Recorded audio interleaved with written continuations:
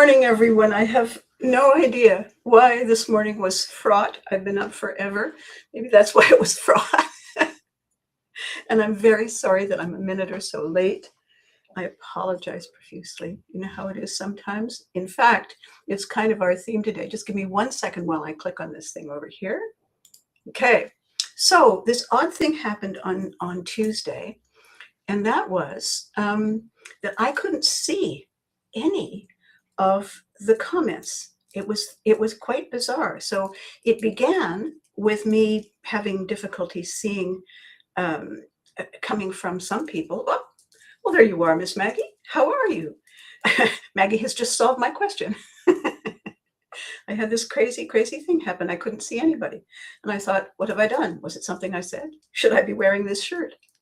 So the conversation today is very exciting because I spent last weekend surrounded by Eddie. How lovely to see you. Did you? Okay. We'll leave that until later. I was going to ask a technical question. Why should I ruin a perfectly beautiful day with a technical question? Before we start, I'm going to raise my mug to you. Cheers. Oh, the thing that was hilarious. I'm living in a building where periodically they lose their minds and decide to renovate again. And it's been very quiet for the last little while. And I was just getting my coffee coming in. And it's kind of the reason I'm a few minutes late, or a bit late. Tech whisperer. Yes, you are, Maggie. I'm walking down the hall with my coffee and the drill starts. And I thought, really? Now? Not yesterday. Not last night. Oh, no. Now. And then it stopped and I thought, I see. And I paused for a moment. I looked up at the universe and I said, because. So my conversation today is about our careers. And one of the things that happens to us is that we wake up one day and we say, not so much, really, or far too much, really. And then we don't know what to do next. Because what has happened to us when we wake up and we say those kinds of words to ourselves is that it's a thing we don't forget. You know, the little voice inside our head told us the truth and we heard them. And we say to ourselves, yeah, you've hit the nail on the head there, bucko, thank you. And good morning, Freddie. So Eddie says, good morning, Freddie. So Freddie, I know you're there. I still can't see your comments. When we realize that what was acceptable, or at least we said to ourselves, you know what, it's not that bad. I mean, it's a first world problem, right? I have a house. I have a place to live. I've got food on the table. Except that there's a part of us that feels, excuse me, I'm going to try this again.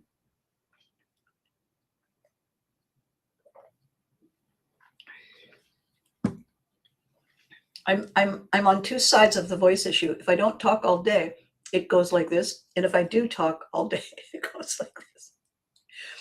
So what happens is we wake up one day and we either say, not so much, or no, way too much.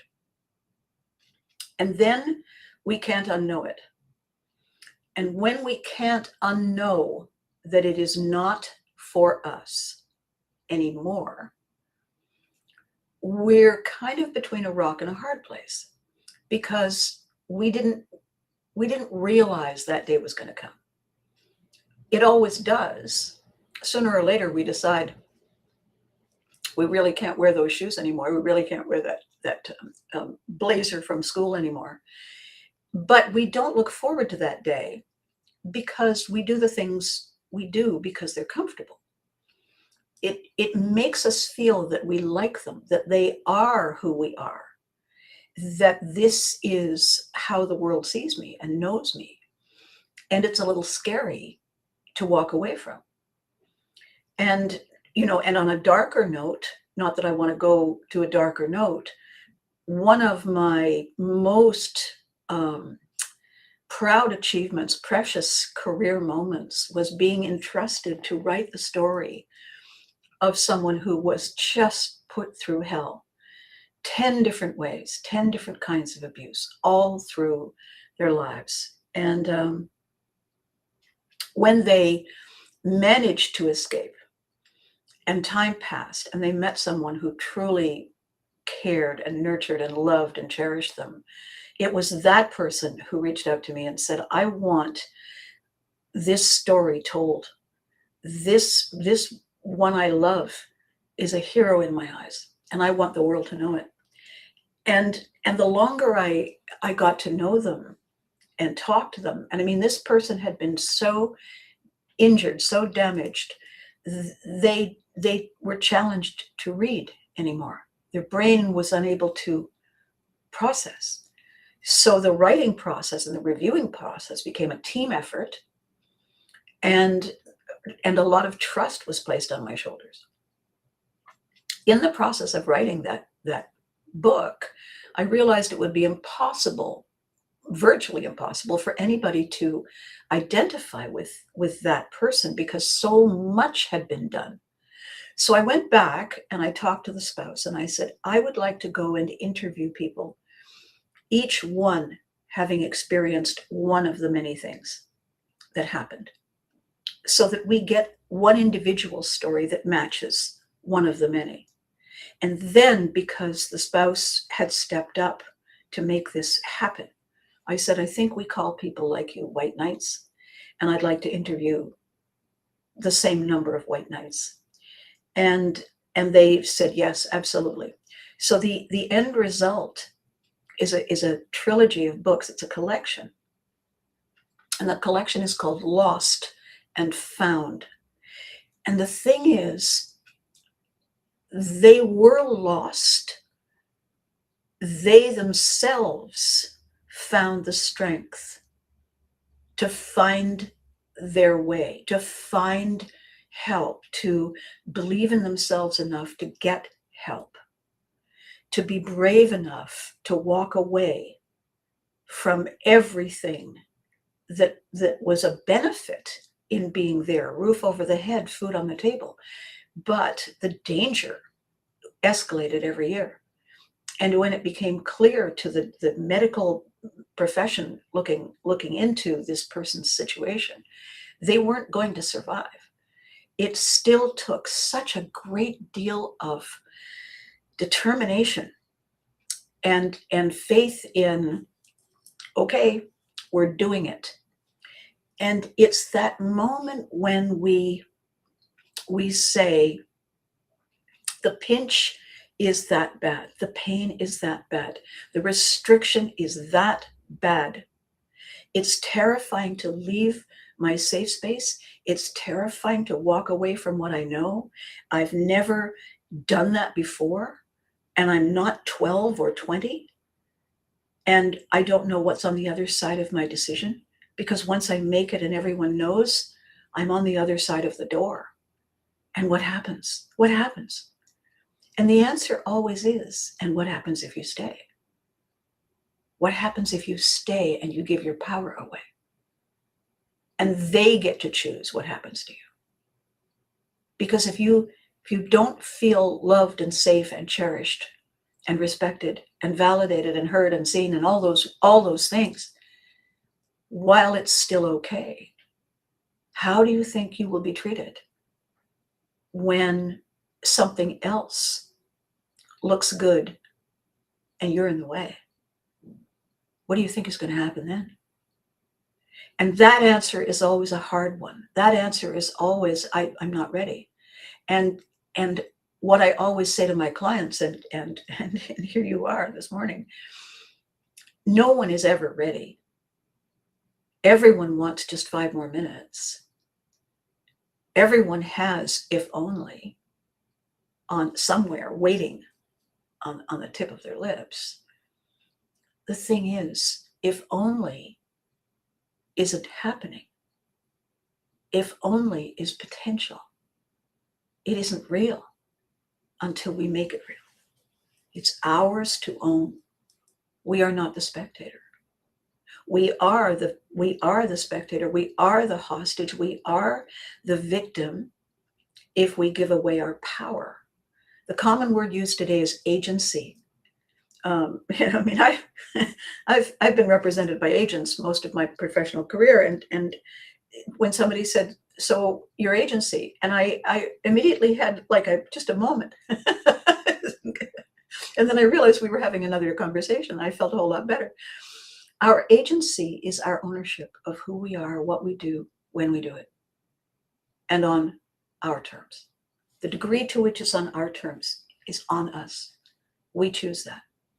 And when we collaborate in a relationship of any kind, we give some of that agency away.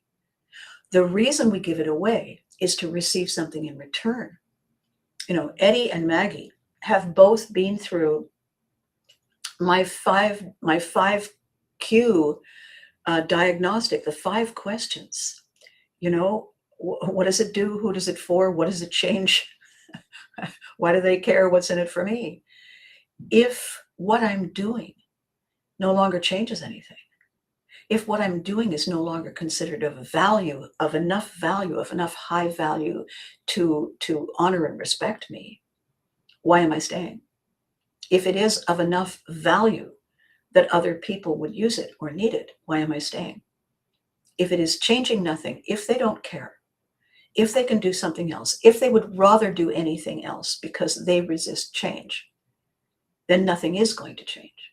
And I am going to stay still while the world moves on, because, by the way, change is constant. The world moves on. And so if you're not moving on, you're being left behind. This is not one of those dark, threatening, so sign up now. It's not that. This is the conversation about our lives. You know, is your career like those shoes that pinch? Because, and believe me, I am the ridiculous shoe expert. I have worn shoes that people would say, "Good God, how do you walk in those?" And when I have said I have no idea, I'm not lying. It is sheer force of will. All I have to do is get from here that far, and then I can lean on it. I lean on something and look elegant. But my feet are saying, "Are you out of your mind?" And then they're going to make me pay later. But when a shoe just pinches, you know, like one foot is slightly bigger than the other, and you try on the one, you think, oh yeah. You try the other one, you think, nah, but you know what? I can live with it. Yeah, no. Late in the day, hot day, and your both feet swell, and you can't, and you have to just deal with it.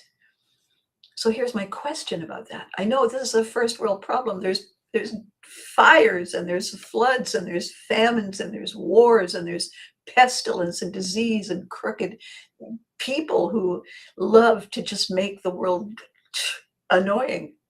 That's huge. I get it. And I want to talk to you about the fact that I can't concentrate on anything when my foot hurts that much. Why? Because it's like a dagger. And unless I have no pain threshold or whatever high, whatever it is, where you feel nothing, I can't hear you. I can't focus on you.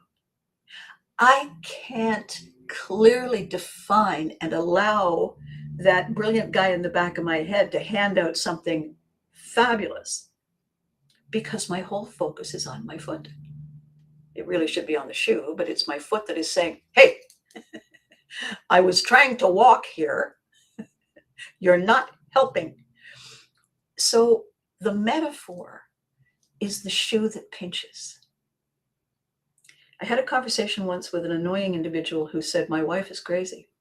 And I said, "Was she that way when you married her, or did she become that way after the ceremony?" And we didn't become friends.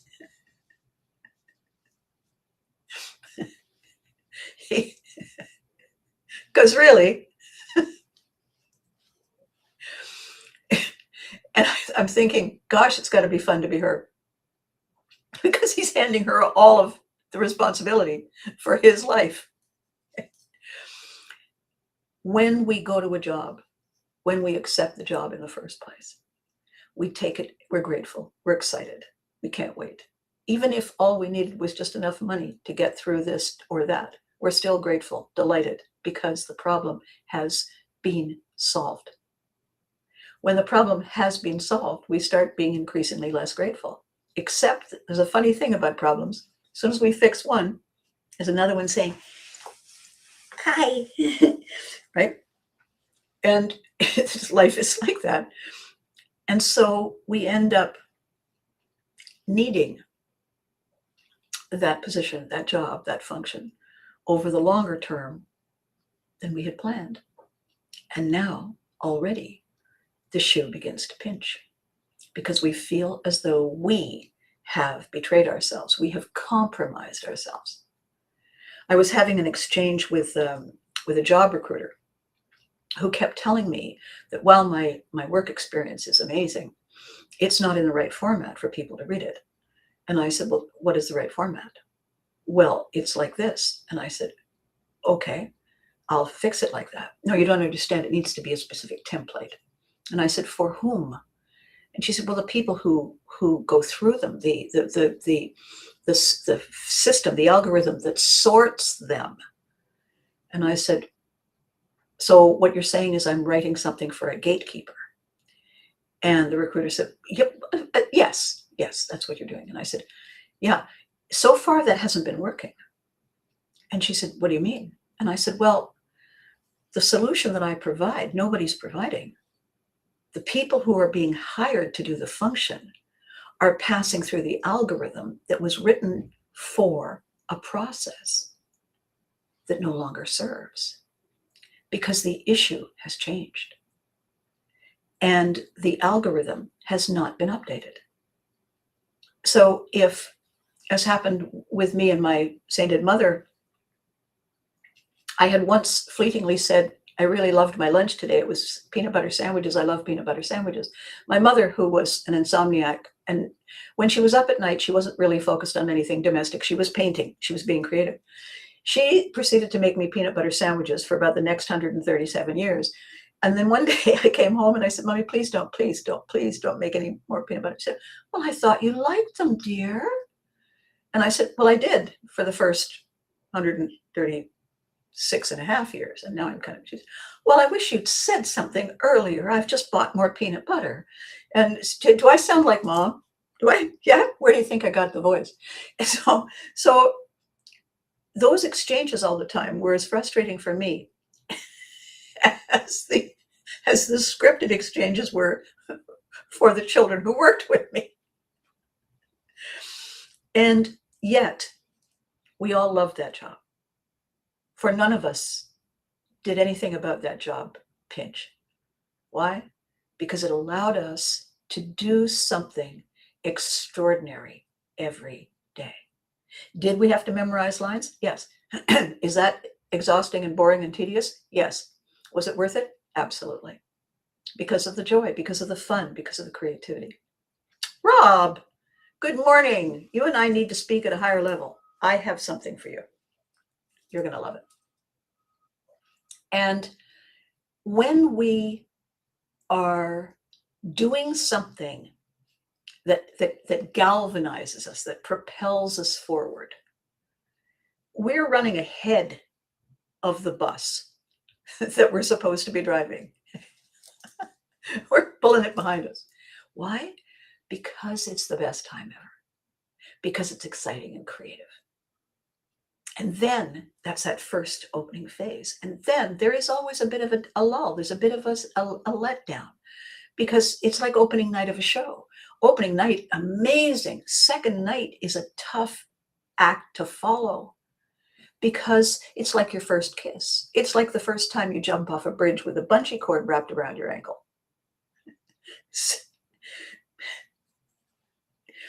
It is never the same the second time. And it's a bit of a, no, of course, no, I understand.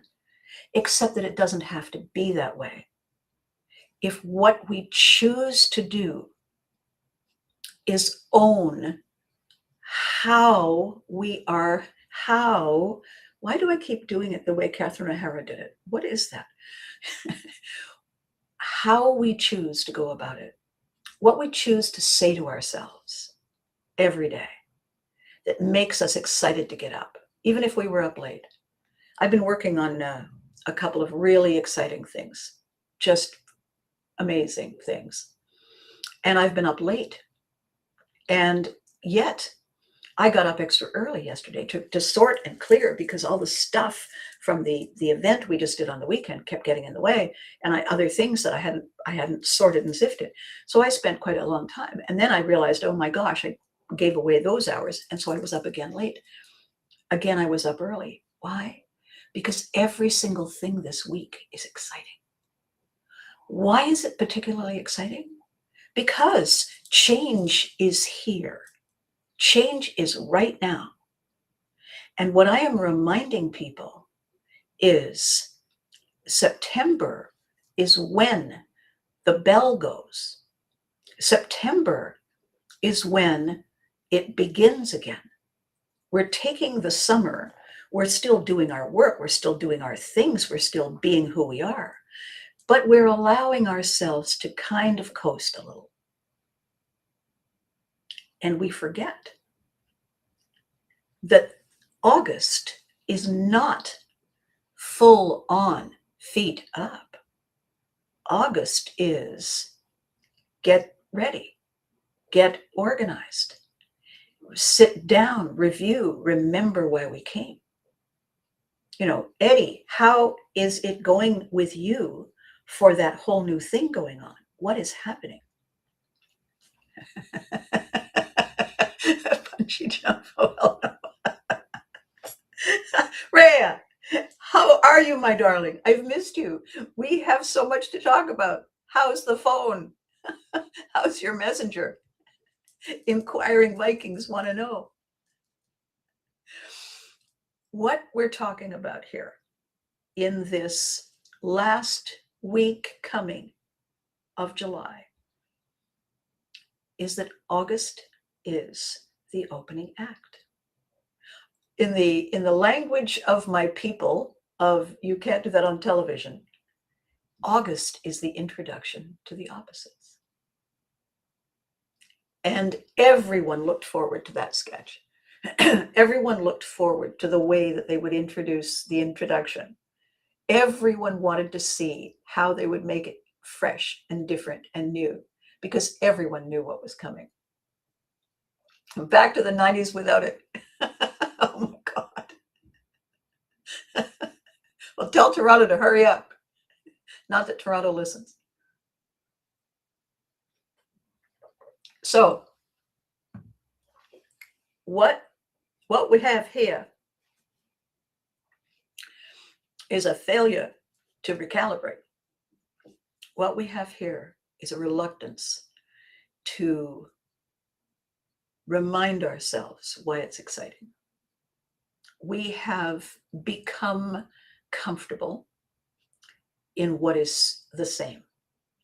We have become happy with what is familiar. We have fixed our air conditioning. We have unpacked. We have chosen to say, yeah, I'm going to stay. I thought that was exciting. Turns out they were crazy. Maybe I'll just sit back and rethink and reflect. And we all need to do that. It's important to do that. What is insidious is how long we do that, because momentum is how we stay sharp. Momentum is how we stay hungry. Momentum is how we stay excited. Because sharp is one thing, hunger is one thing, but excitement is why we get up early. Excitement is why there's a twinkle in our eyes. I know from firsthand knowledge. Yes, we've missed you. Firsthand knowledge, talking with Eddie for all those weeks and months. Eddie's career was snatched away from him by the pandemic. Eddie's career was a full-on recalibration. Eddie is a survivor and a thriver and creative and popular and friendly and smart and adaptable and has good support around. Even then, with all those things, it was scary as it was for all of us. When Eddie found a solution, he ran with it and said, I'm saved. And it took him quite a while to realize that it was a two-way street, that the people who said, we choose you, weren't pinging Eddie with a magic wand, and so you shall. They were in dire need of someone with those skills, that personality, that joy of living, that commitment, because they were a family startup and they didn't have someone like him. And when he arrived and found his way to nudge this and push that and build that, it very quickly became obvious that they would have been lost if they had not chosen him, until they got comfortable, until something big happened to them within their circle and they closed ranks and they gathered the wagons and they stopped being grateful for the decisions they made and the differences they made in their community. They forgot why they came. And when that happened to them, what do you suppose the outcome was for Eddie? Now, with all the things that Eddie and I talked about and all of the concepts that I shared with him and the questions that I asked and we discussed, and Eddie realized how much more he had and how much he was giving away and how often he forgave the little things that reminded him of shoes that pinch. How often he said, it's not that bad. How often he said, no, it's fine. I don't mind.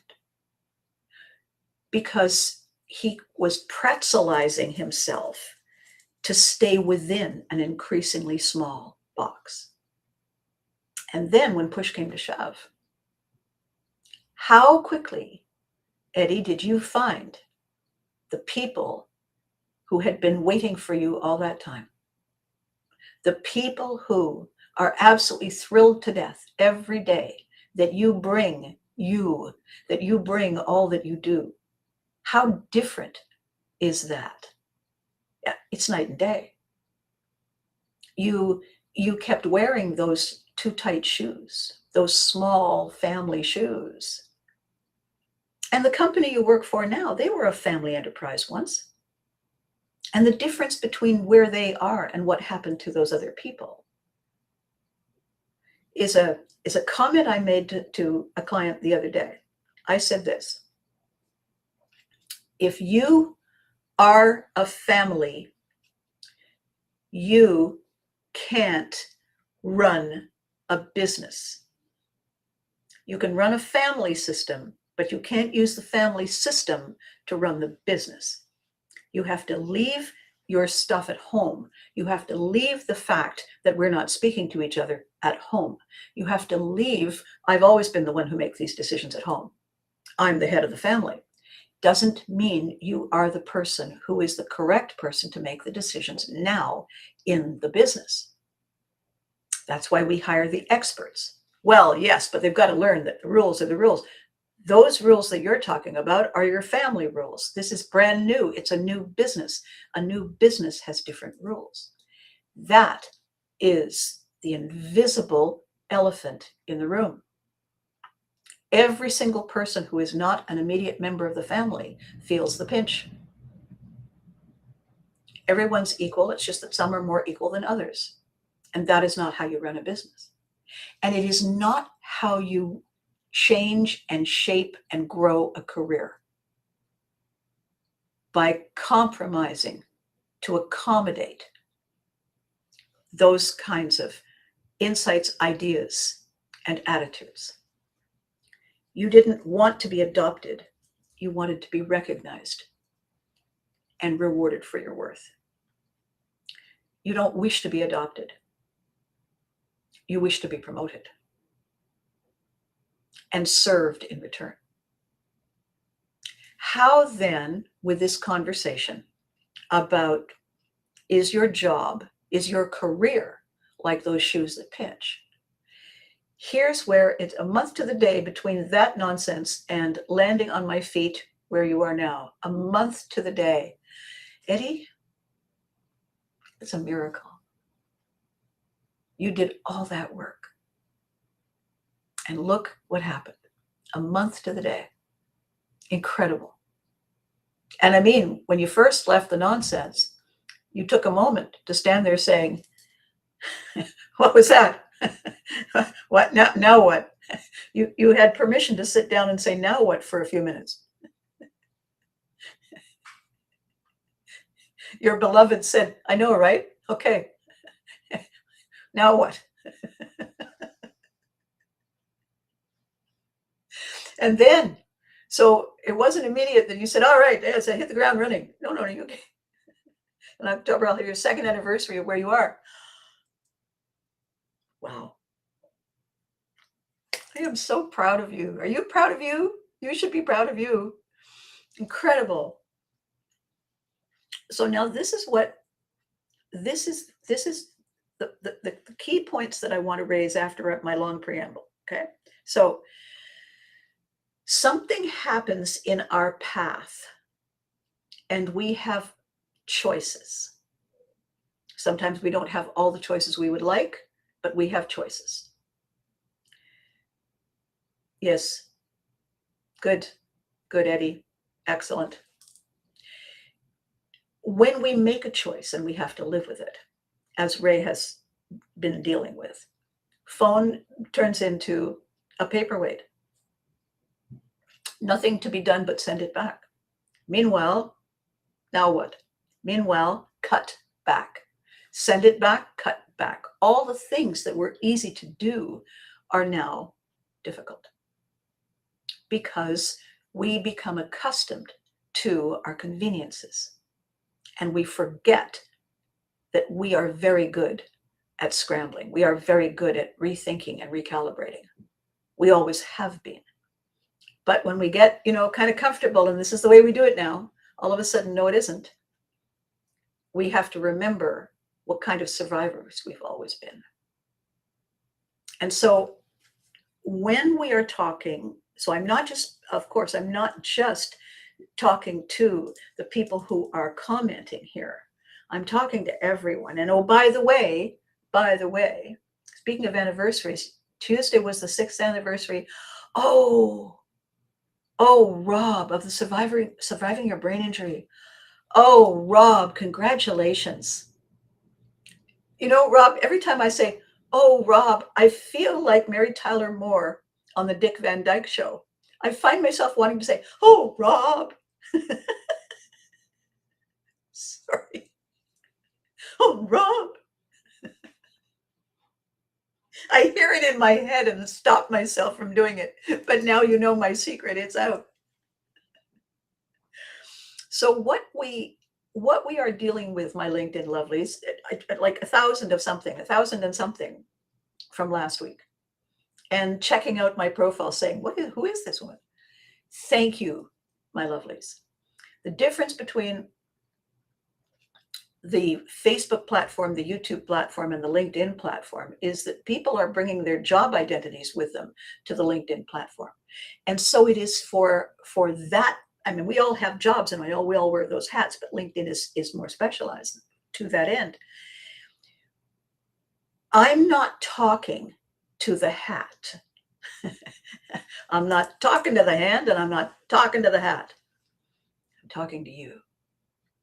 I'm talking to the brilliant person who chose the hat, who's wearing the hat, who's shaking the hands. I'm talking to the person who says, I don't know. I just don't know. When I was having these conversations with recruiters, and they were saying, and what is your experience in thermodynamics? And what is your experience in finance? And and I said, none. well, how do you expect to be chosen? And I said, because I'm not coaching math. I'm not coaching the mathematician. I'm not coaching the person who can link particles and create stuff that didn't exist a year ago. I'm not coaching the person in the application of the theories to build the bridge that doesn't fall down. I'm coaching who they are when they look at themselves in the mirror. Before they go and do that, I am your career coach, you coach. I am a you coach. I get you ready to do and be the things you choose. Because when you're not ready, it doesn't matter how you chose it. When you're overwhelmed, when you're just combobulated, when your brain fog is off the charts, it doesn't matter that 5 years ago you chose it. It matters today that you can get out of bed, that you have the wherewithal to put the socks on before the shoes. I am your navigator. I am your guide. I am your shapeshifter, magician. I help you realize your superpower. I help you have your moment. And it goes like that. It goes, and then you go away. You go away inside your head and your head goes away because you're not here. You're in there thinking, of course. Oh my God. That's what I do with you. I bring you back to the place where you own your excitement. I bring you to the place where you say, all right, brace yourselves. I'm coming in. I do that. And we all need that person, whether it's a loved one, whether it's a friend, whether it's a HR, whether it's a book you read, somebody that you've followed. We all need that voice that has a different perspective, that is saying, give me a minute, come over here, I want you to look at it from this side. And everybody does. They come and they look and they go, oh, how long has it been like that? Right? And then they say, okay, yeah, let's do it. If your shoes pinch, it's not you that's supposed to make do. They're the wrong shoes in their current condition. I'm not suggesting quit your job. I'm not suggesting give in, compromise to keep the job. I'm suggesting all of us have the ability to navigate door number 3. Because door number 3 is the creative door. On the other side is the what if. It's all our possibilities. What we need to do is look at that shoe and say, all right, how can I fix it? How can I make, because I like those shoes. I'm comfortable with those shoes, just not that spot. I don't want to invest in new shoes right now. How do I fix it? What works? Make a list. What doesn't? Make a list. Is there a way to adapt, adopt, and apply? One of the most fascinating things about Maggie's journey is that rather than changing the career path, rather than changing the career purpose, elevate the strengths, highlight the specific, unique, remarkable, special powers. Same job. What happens when we put the special powers? What kind of a job is it now? Oh my, look at that. The job is still the job. The person is still the person. But when we apply the special powers, the superpowers, all of a sudden, a new niche opens wide. Do you like that? Look at that niche? Yeah, I do. All right, let's go see how many people are in it. Can we position ourselves ahead of the curve, ahead of the breaking wave?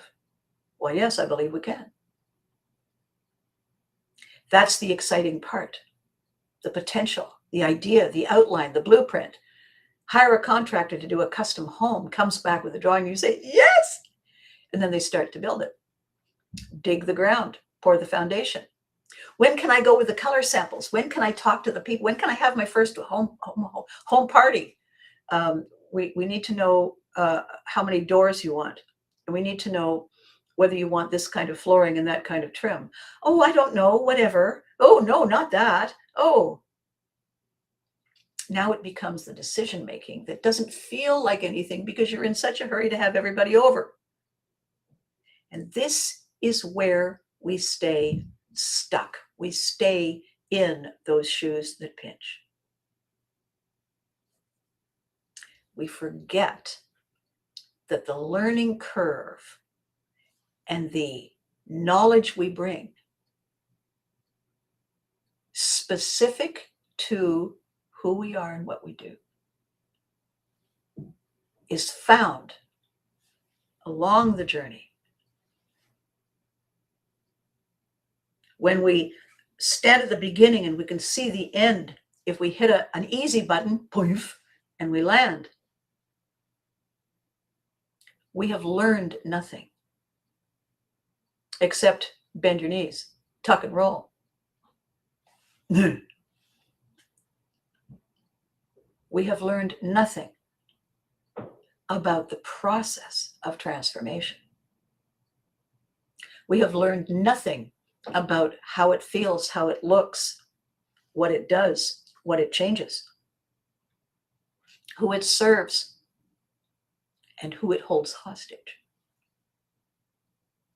Those are priceless, invaluable lessons that we can apply with our service that is also ours to own and no one else has thought of. If we skip that step,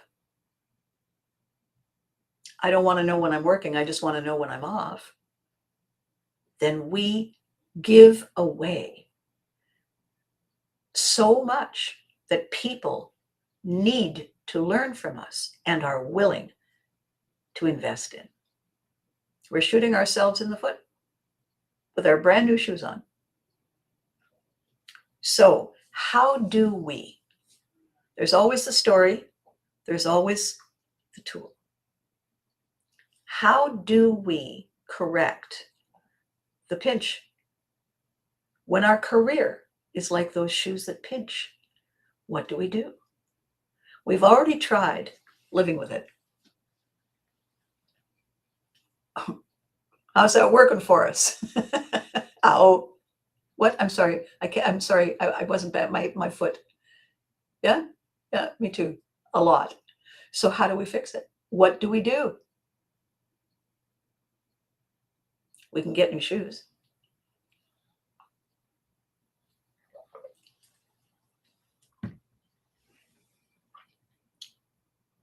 We can change what we do within the job so that we don't need those shoes. We can realize that we were ready to walk away and that the shoes were just the excuse to stay. The door number 3 strategy is a product of loss of control, being held hostage, stalling, and not realizing something important. People are always talking, I have one more day, it's only 3 more days, it's only, oh my gosh, I got to get started, it's only 6 more days until. Yeah. In fact, that's incorrect. It's 6 days less. Not 6 days less to that thing we're looking for, looking toward. 6 days less for us. And we have no idea how many there are in the bag. So do you want to live with shoes that pinch? Do you want to keep trying on new shoes, assuming that that's the problem? Or do we want to say, I am the one who deserves to do and be the way I was meant to? And once I accept that truth about me, the shoe problem takes care of itself. Because we are not relying on the shoes. We are living with shoes that suit us. Because I think the saddest thing in the world is hearing someone say, I'm just killing time till my retirement. I work for the weekend. Because if you only work for the weekend, does that mean that 5 out of 7 days have no value to you? Is that what you bring home to your loved ones? Is that how your friendships and relationships are weighted and valued? I'm only hanging out with these people until I find people I feel are worth investing in. Is everything a temporary until the real thing? How long have you been temporary? Are you actually looking for the real thing? If you're not looking for the real thing, if it's something you said and you change your mind, that's perfectly fine, as long as it's true. I know a lot of people who said this isn't working and walked away. I know a lot of people who said, I think it deserves a second chance. I also know a lot of people who gave it a second chance and they were right the first time. The point is, it's our life. It's our path. It's our career. It's our journey. And how many miles, how many days, how many years do we want to invest in being less than our possibility?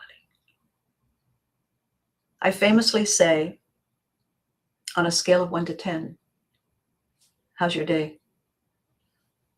On a scale of 1 to 10, how's your job today? So what is the tool? What is the tool that I give every time?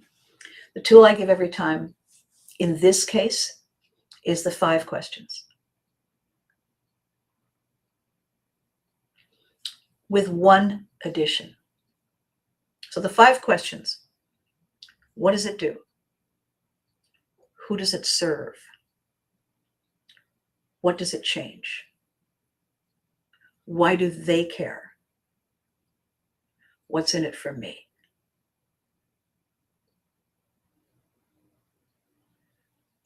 The change is, what do I do? Who do I serve? What do I change? Why does it matter? What's in it for me?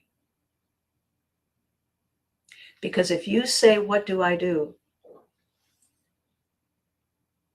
And I suggest to you, say, what do I do that makes me happy? What do I do that makes me proud? Who do I serve that I respect, that I admire?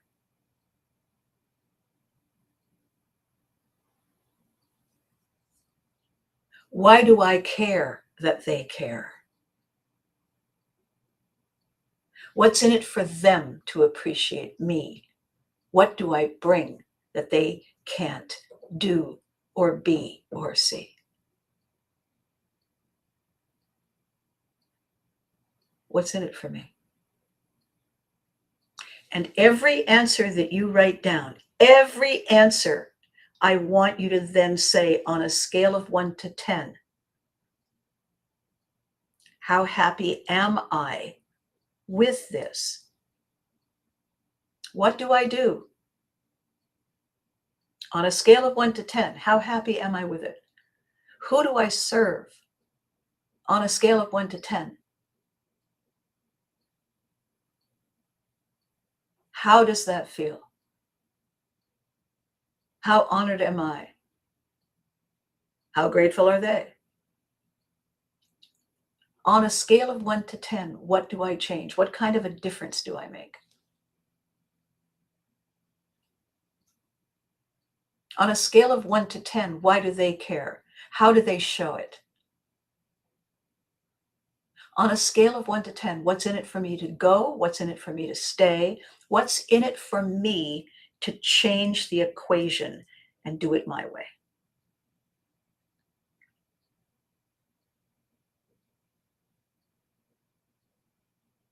And the answer to what's in it for me in all of those things is that we only have so many days.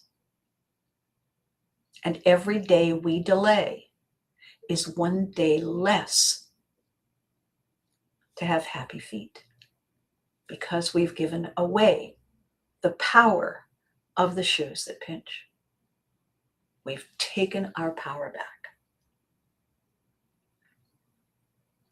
I'm signing up people for August to do a diagnostic on their readiness, resistance, recovery, reset, recalibrate, all of that. It's a quickie course. It just gives you the you are here. And why that matters is, well, my ancestors were Vikings. And you got to know 3 things. I'm telling you right now. You got to know where you are. You got to know where you want to be. And you got to know how you're going to get there.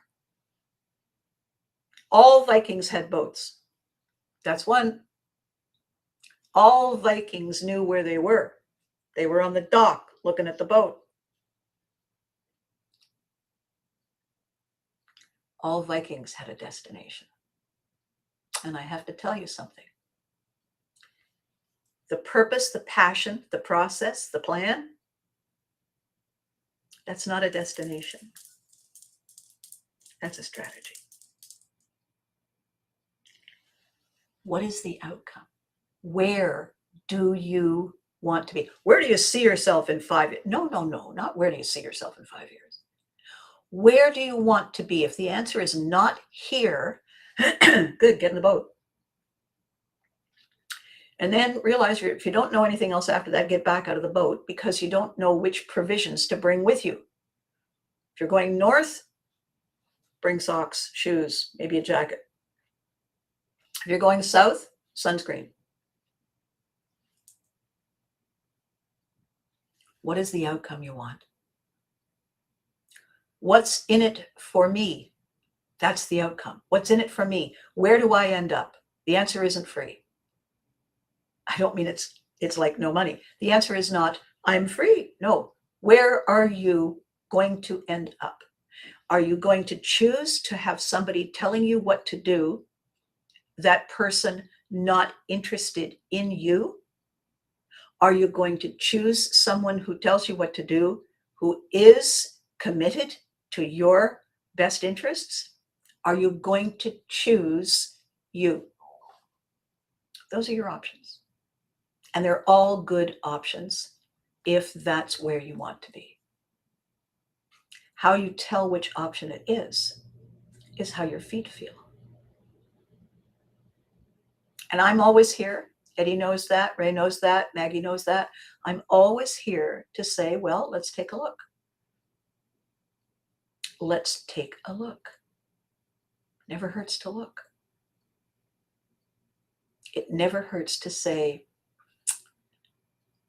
maybe I do need somebody to get my boat out of the harbor and point it in the right direction. Maybe I do need that compass. Maybe I do need to have an end in mind. And that's me. So you know where to find me. You know where to find me on Facebook, on LinkedIn, on YouTube. And you know where to find me on the web, ABCAST.com. Ta-da. So with all that said, lovelies, it is August plus 1 week. That's how much time we all have to be able to swan in the door on September 1st and say, ladies and gentlemen, I have arrived. August plus 1 week. TikTok. Thank you for watching. This is episode ABCAST 481. That's a lot of days. That's a lot of weeks. That's a lot of ideas. All of them are wrapped around the lion effect, Pivotry in motion. What lions do every day is shed the jackals that hold them back. And the jackals can be our own reluctance, our own loss of confidence, our own brain fog and confusion, or all those well-meaning people who say, oh, you'd never be any good, you won't like that. Lions shed jackals. It's called the lion effect. So thank you. Thank you for making this what it has become. Be good to you. You deserve it. Remember to hug your loved ones because they deserve it too. And I will see you next week. Next week is, of course, going to be that 1 week plus August. You think about that. All right. I'll catch you next time.